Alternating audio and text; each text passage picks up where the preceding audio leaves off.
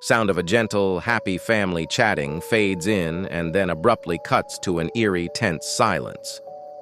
Have you ever looked at a seemingly perfect family and wondered what secrets they hide behind closed doors? Well, let me tell you about the Dupont de Ligonnès family. From the outside, they were the picture of French aristocracy. Xavier, the father, was a count, a charming businessman. His wife, Agnès, a devout Catholic. They had 4 beautiful, talented children, Arthur, Thomas, Anne, and Benoit. They lived in a lovely home in the city of Nantes, France. They were, by all accounts, perfect. But in April 2011, that perfect picture shattered into a million pieces. It all started with little things. Neighbors noticed the house had gone quiet. The shutters were closed day and night. A note was taped to the mailbox. Return all mail to sender. Strange.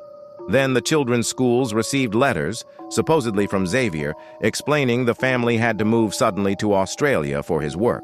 He was a secret agent for the U.S. government, the letters claimed, and they were entering a witness protection program. Friends received similar bizarre emails. It was so out of character, so dramatic. The police were eventually called.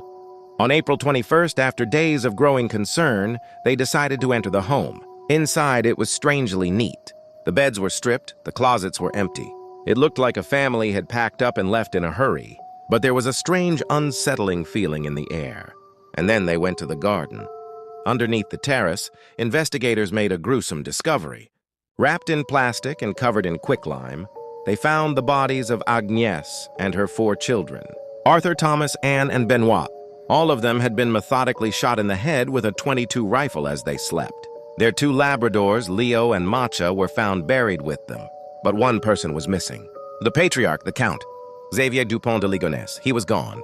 The investigation immediately turned into a nationwide manhunt. Security cameras tracked Xavier's movements after the murders. He calmly checked out of a hotel, withdrew cash from an ATM, and paid for meals. He seemed completely at ease. He even sent a photo to a friend of his, legs propped up, relaxing. His final confirmed sighting was on April 15th in the south of France. He was seen leaving a budget hotel, walking into the rugged wilderness with a large bag on his back. And then he vanished. What could drive a father to annihilate his entire family? The investigation uncovered a mountain of debt. Xavier's businesses were failing. He owed tens of thousands of euros to friends and former lovers. He was a fraud, living a lie, and the walls were closing in. In the weeks before the massacre, he inherited a .22 rifle from his recently deceased father. He bought a silencer. He bought cement, a shovel, and quicklime. It was a premeditated, cold, and calculated plan. For over a decade, the ghost of Xavier Dupont de Ligonnès has haunted France. Has he been hiding in plain sight? Did he escape to a remote country? Or did he take his own life in the mountains where he was last seen? There have been thousands of reported sightings. In 2019, a man was dramatically arrested at a Glasgow airport, believed to be Xavier.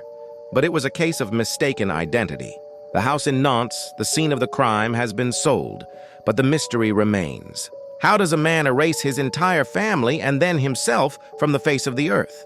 The story of the Dupont de Ligonnès family is a chilling reminder that sometimes the most horrifying monsters are the ones we would never suspect. And somewhere out there, a killer might just be listening,